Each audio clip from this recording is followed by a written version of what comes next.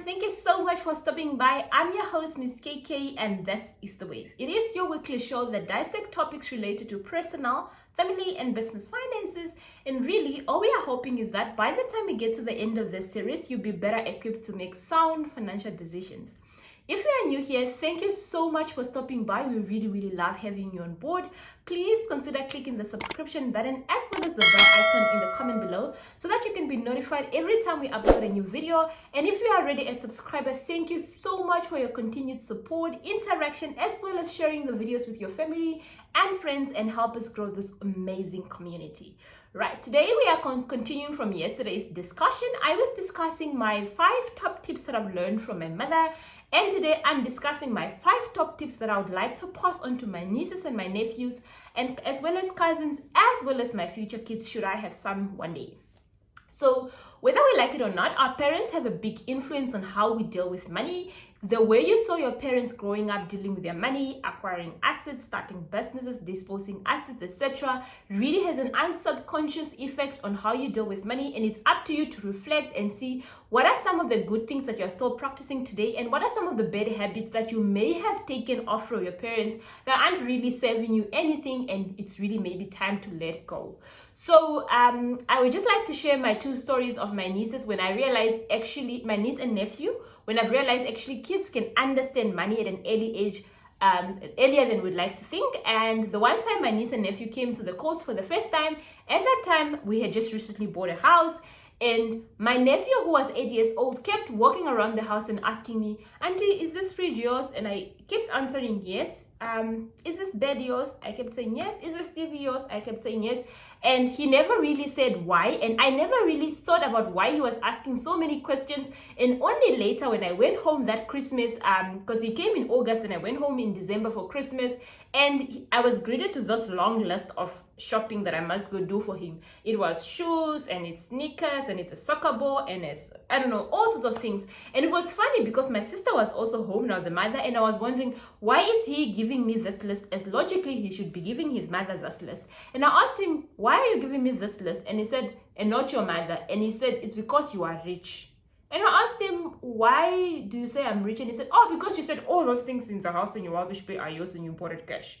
I'm like, oh, now it makes sense why he was asking. So he was intrigued the fact that I have all these things and I must be rich because I have all the money to buy all these things in his mind, in his 8-year-old mind. And then the other thing that was really funny also was my niece. They stay with my grandmother, my mother, sorry, I confused. They say grandmother, I must say mother. So they stay with my mother, and my mother always buy them rice, I think maybe every second week or something. And for some odd reason, grandmother now did not buy the rice. And my niece came to me and said, I'm going to say it in Oshwambo because it doesn't make sense in English. I'm going to keep the subtitles here. And she says, "Ta, make it. And then I'm like, why do you say that? Oh, hi, and my niece is practically surprised that my mother must be really broke, that she didn't even buy rice this week. Then I'm like, then these kids actually understand that it costs money to buy the food, and money is not an endless supply, and a person can get broke. So I was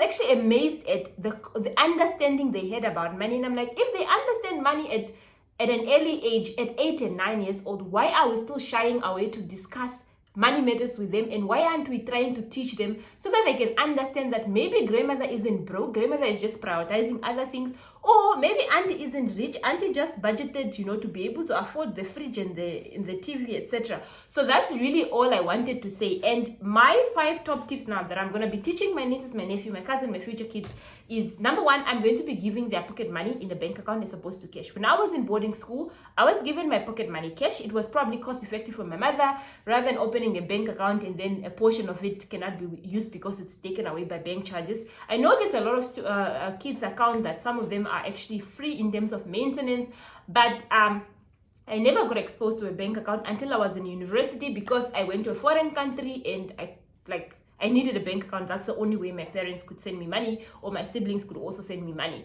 But for me, I need to put the money in a bank account because I need my kids to understand how the banking system works at the early age, how bank charges work, how the power of interest work. Because if you can understand this and you can interpret your bank statement at quite an early age, you start you start strategizing how to get the most out of your money. You start strategizing how to minimize your bank charges, how to maximize your interest, etc. So that's the one thing that I would like to do for my kids and my nephews and nieces as well.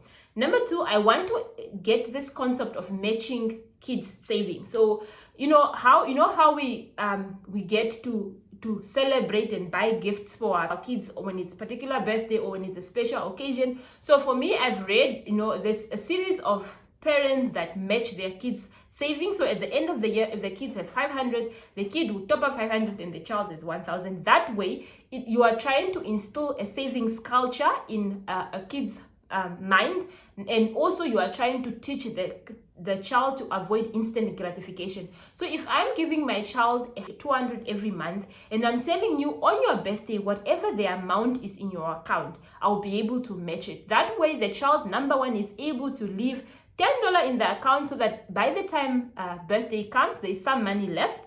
Plus, they are avoiding spending that money instantly for a delayed gratification, so that by the birthday, they have some lump sum that's available that can be matched. So I've seen it being practiced, and it's just, it's a choice. You decide what to do with your kids and what to do with your nieces and nephew. And that's one thing that I would like to teach them. And it's simply to instill the culture of saving and to instill the concept of delayed gratification, or rather avoid instant gratification trip.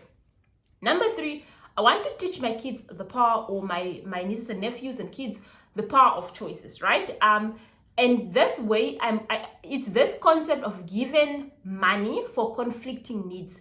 Say you need to go on a school trip, or you need to buy a new pair of sneakers, right? So if your child comes to you and say, "Mommy, there's this school trip, it's costing 1,500 to go, and I really want to go because I'm gonna enjoy, I'm gonna have fun time with my friends." And then a few days down the line, they come to you and say, "Mommy, I would like to start playing sport, or I'm due for a competition in 3 months' time. My school tickets are really worn out. May I please have money to buy a new pair of sneakers?" And the new pair of sneakers are also 1,200, for example. So you tell them, "Look, I can give you 1,400, but unfortunately that won't be able to cover your trip and your shoes." So as a child, you need to make a choice whether you want to go on the trip or whether you want to buy yourself new sneakers.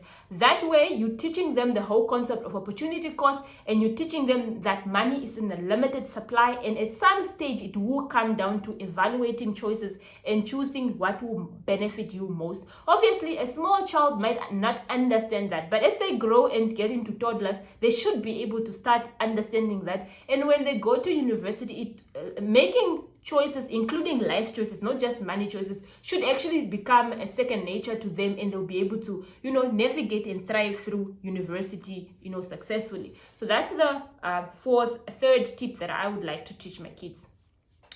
Number four, I'd like them, my kids, my niece, my nephews, they need to learn sales skills at some stage. They need to learn the art of selling, because in selling, you learn actually quite early that a no means it's not the end of the world, and no doesn't mean you are incapable. So getting your kids to learn how to sell can actually serve them in future, because let's all face it, any job in particular is you are selling some product of some sort, some service of some sort. Even by me sitting here doing this YouTube video, I'm trying to convince you that the content that I'm making here is going to change your life, and that's why you must subscribe to my channel. So really, ultimately, if I'm getting more views and I'm not getting subscribers, I mustn't think that my content is not, of any importance. Maybe the customers, the people that listen to my content, just found another place where they would like to get notified, or they literally just forgot and they need me to remind them over and over before they can hit that subscription button. So I'd like my kids to really understand that. And for my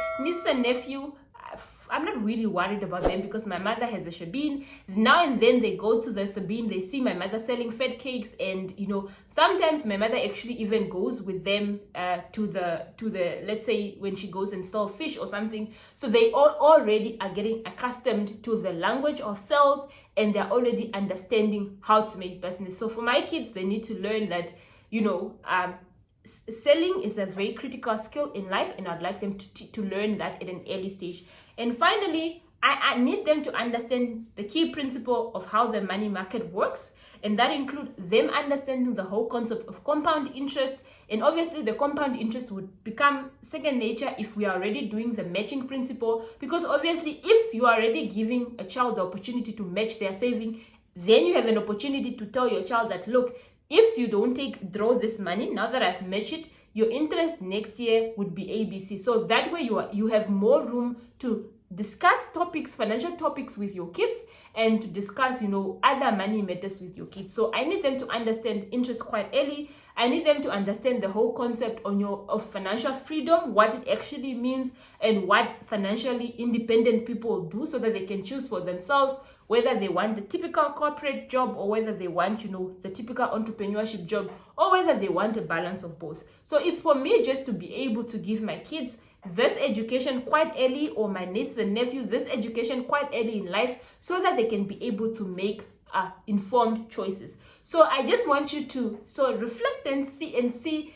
if you have a child, is any of this really worth teaching your kids now? And if you have a child and you are teaching them some financial tips, please leave in the comment below what you are teaching your kids. And also, if you would like to have kids someday, or if you have niece and nephew that you'd like them to teach something one day, what is that thing that you'd like them to learn in terms of financial education, so that we can build up a society that has financially educated and independent people? That's all I had from today's discussion. Thank you so much for stopping by. And like I've mentioned, please don't forget to subscribe, because that way we tend to get connected and we grow this awesome community together. That's all I had from today's discussion, and it is goodbye. Stay safe.